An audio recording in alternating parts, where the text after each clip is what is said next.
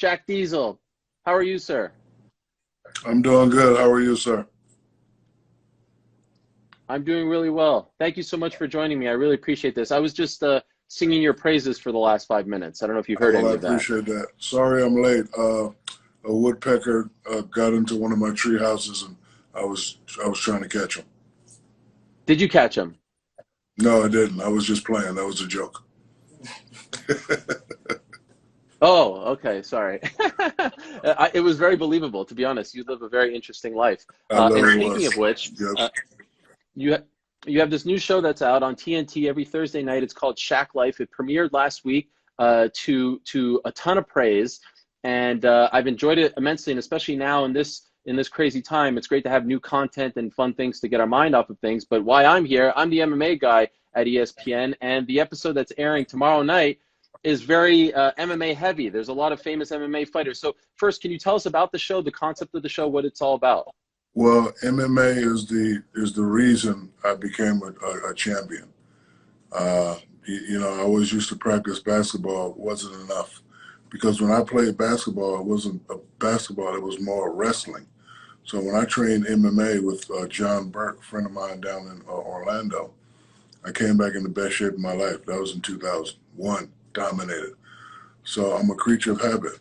Did it again, won the second championship. Did it again, won the third championship.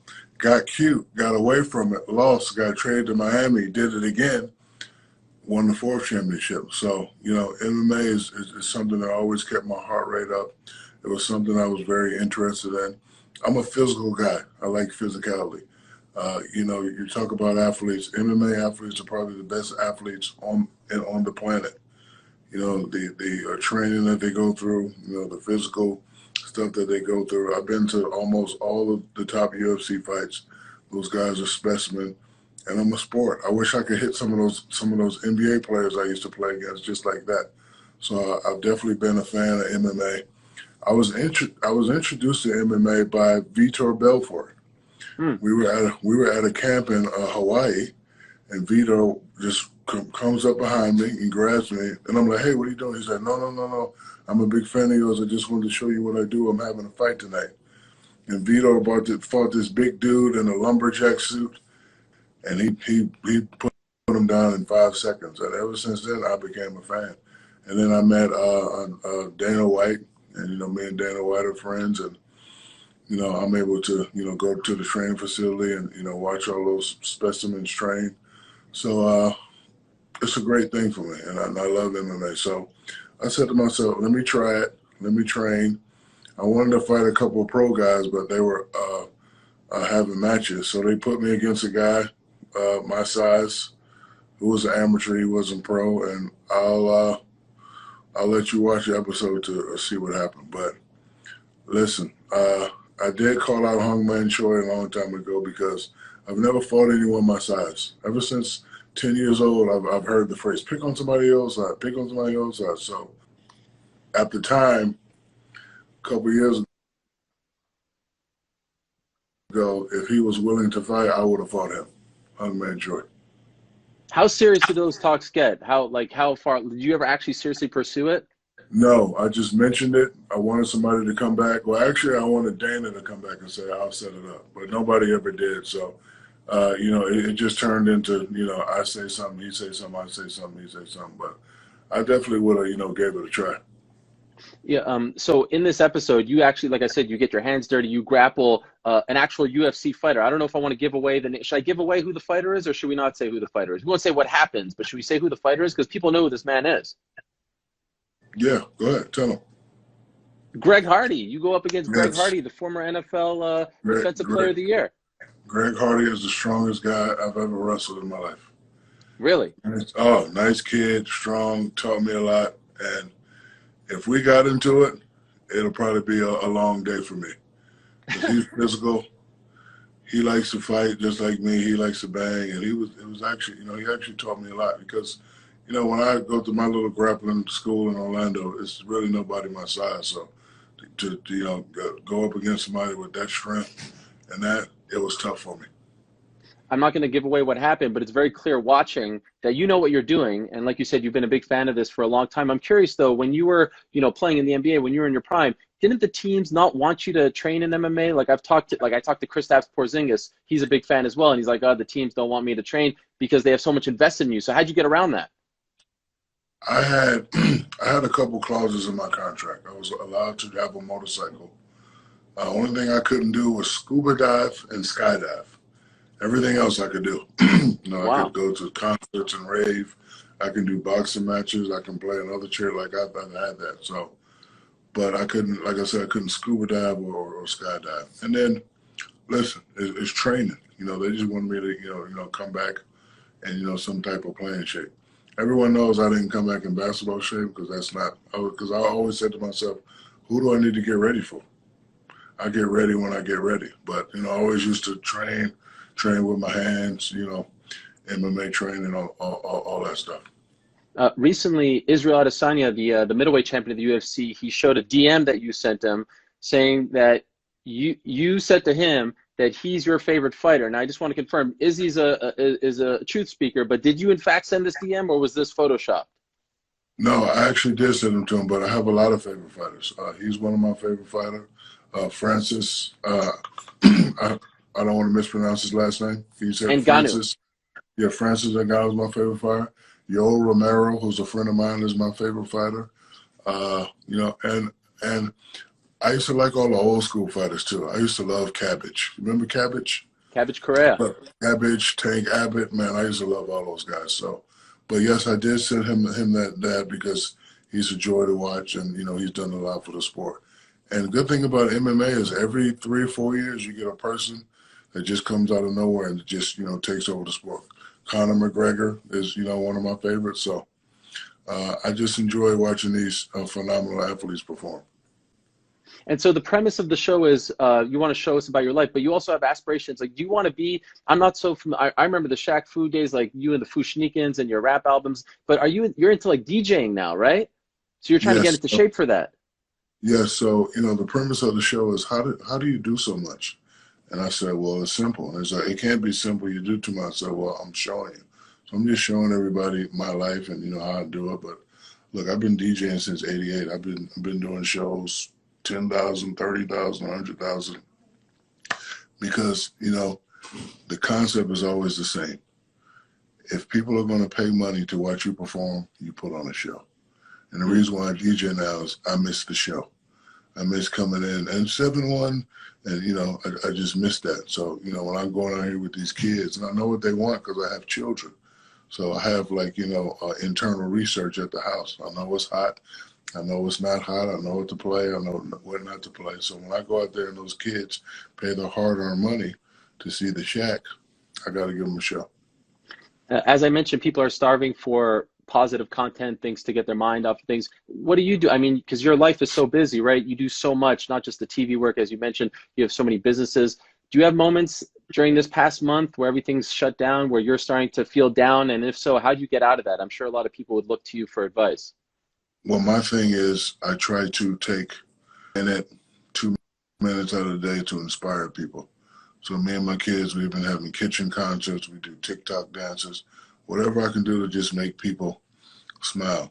It's tough for a lot of million people. 17 million people file for unemployment. A lot of people has lost family members. My condolences goes out to Carl Anthony Towns. His mom, just passed away the other day. So this is real life for a lot of people. I just try to make people laugh. I don't sit in my house and say I'm down because I'm not really down. I just we just have to follow the rules, continue with the social distancing, but I just just try to make people laugh. Like if I could say something or do something, just have you pick up your phone and laugh for a couple seconds, restart your thinking, restart your battery. I'm happy to do that. But I don't sit in my house and go, oh, woe is me. No, I can't do that. How do you feel about the NBA coming back? Do you feel like this is something that needs to happen, or would you rather them err on the side of caution? I would rather everybody be cautious. And, Adam Silver, he's done a great job. He was at the forefront of saying, you know what, safety of the players, I'm going to cancel this thing. I just wish that we would get a definitive date. I'm hearing 14 days, April 10th, April 30th, May 30th. So, but I would love everyone to be safe. I just wanted to get back to normal. But I'm a guy that follows rules and regulations. So, I'm just sitting back like every other American, just, waiting and seeing. But, hopefully there's a couple young, brilliant doctors and scientists that's, getting a hold of this thing, and we can make it start to, get the numbers down a little bit. There's been some talk of like holding all the games in one location. Bahamas, Las Vegas has been brought up. Have you heard any of this? And if so, do you think that's a feasible idea, like to play all the games in one spot? I've heard it, but I haven't heard it from the powers to be. So, crazy thing about the world we live in now is so many information sources. You don't know, who's saying what, or, what information is true, what information is not true. So we'll just have to sit back. One of the guys that you link up with in the show that airs tomorrow, in the episode that airs tomorrow, is Jorge Masvidal, who scored the fastest knockout in UFC history, and he shows you the knee. Also one of my favorite fighters, Jorge. I forgot to mention you. I apologize. I like him because he's like, to me, there's two different type of fighters, right? There's the fighters that come in perfect shape, no body fat, boom, boom, boom. And then there's the ones that just like to fight, like me. That's what Jorge is. Like, when I saw him, I knew he was a fighter, but I didn't know he was as bad as he was. Like, he showed me a couple moves, and I was like, okay. But then when he got in the ring, that actually was my first time seeing a fight. But then when he got in the ring, I was like, wow, this guy's real. Like, I can tell who's real and who's not real. So he's definitely one of my favorites. And, what he did to my guy. Diaz brothers. Oh, Nick. I love the Diaz brothers ever since they first came out. But he can fight. Miami is in the house, and he's gonna be around for a while. He definitely. The thing about you is you have a heart of gold, and as you mentioned, you try to brighten people's days. I wanted to ask you about two kind of famous MMA stories that I found out about you that maybe a lot of people don't know. You were at the UFC event in Anaheim last August. Nate fought Anthony Pettis on that card. Daniel Cormier, another Louisiana guy, fought on that card, and he lost. Do you remember running into him backstage after he lost? He was very emotional. His wife was emotional, and you shared some words of wisdom with him. Do you remember this at all? Yeah, I do. Do you remember what you said to him? I went to him because I know he was. I just hugged him and said, "Great job. Sometimes you win them, sometimes you lose them, but you're still the champ to me." No. It's only one guy that's undefeated now. Everybody else has taken a loss. The only guy that's undefeated in the sport and been up, started, he's still undefeated, Floyd Mayweather. Everybody else has won, been on top, lost, got it back. So I just told him, I said, champ, hang in there. And, he actually fought a good fight. And he's also one of my favorite fighters. So, I just wanted to let him know, like, hey, man, I'm proud of you. And again,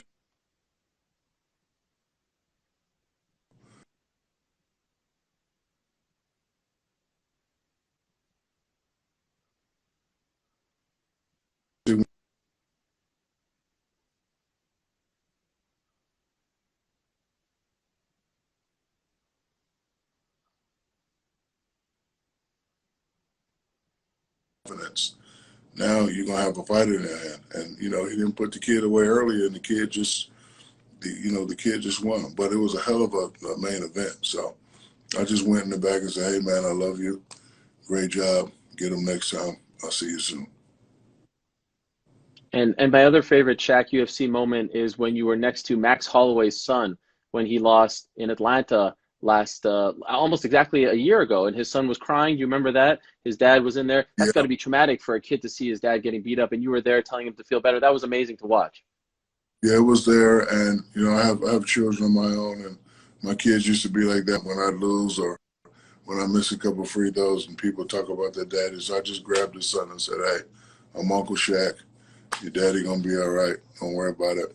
When all this is over, you make sure you give your daddy a hug and tell him you love him."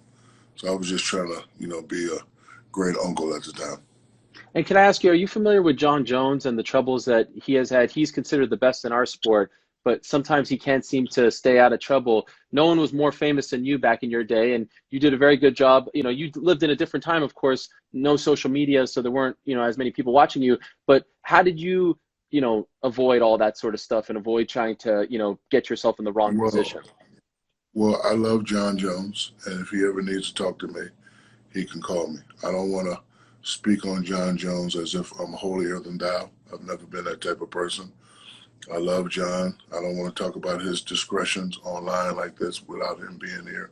But John needs to know and understand that if he needs anything from me, he can call me, he can text me, and I wish him the best. I wish his family the best, and he's also one of my, favorite fighters. But again, I'm not going to sit here and say John should do this, John should do that. We have too many people doing that now, kicking people where when they're down. I'm never going to do that. So, John, if you're watching this, I know you probably are. You know how to contact me if you want to talk to me about anything. I'm always there for you, brother. Much respect. Could I Yeah. also ask you, a lot of people are excited about the Chicago Bulls documentary that's coming out starting on Sunday. Do you remember that season, the 97-98 Bulls? You were playing with the Lakers. You played them twice. One game you were out. The second game you played. Do you remember playing that particular Bulls team? Of course I do. We either won or we lost. And Yes. I know they were hard to beat. I finally revealed that when I first got in the league, I was terrified of Jordan. Because the reason why I was terrified, because as a kid, it's like you're watching a God. Now you're on the same court with God. And all the stuff that he was doing when I was a kid is true. He can fly. He can bump you in the air, still be in the air when you come down, lay it up.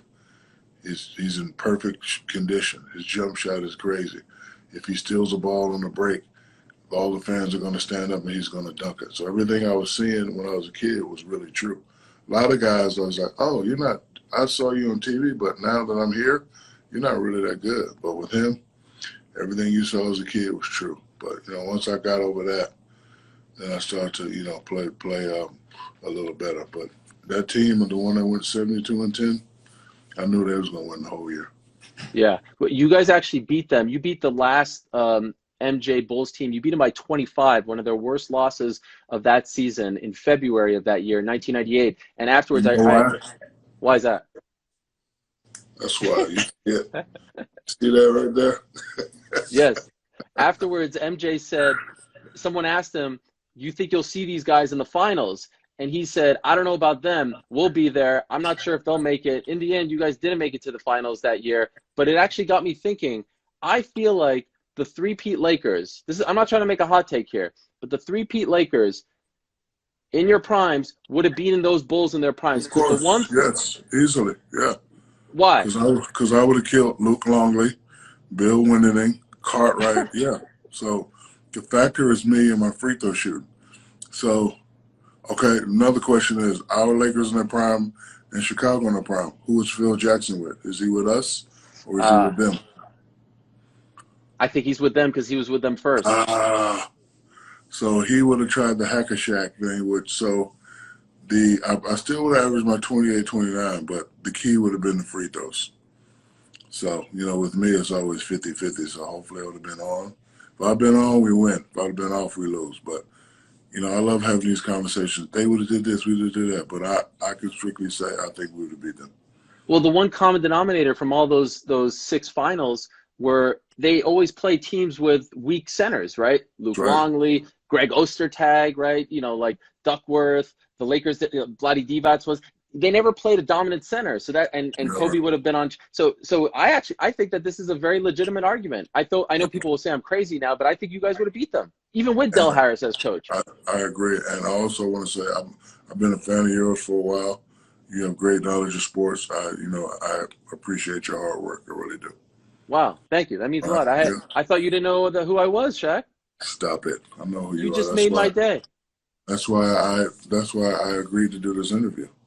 Well, I appreciate that. I won't keep you any longer. Let me ask you one last thing, Shaq. One last thing. Yep. You were asked recently your favorite sports moment involving you. You said, of course, 2000 Western Conference Final, the alley-oop, right? But as a fan, not involving you, where you were just a fan rooting? Is there one that comes to mind?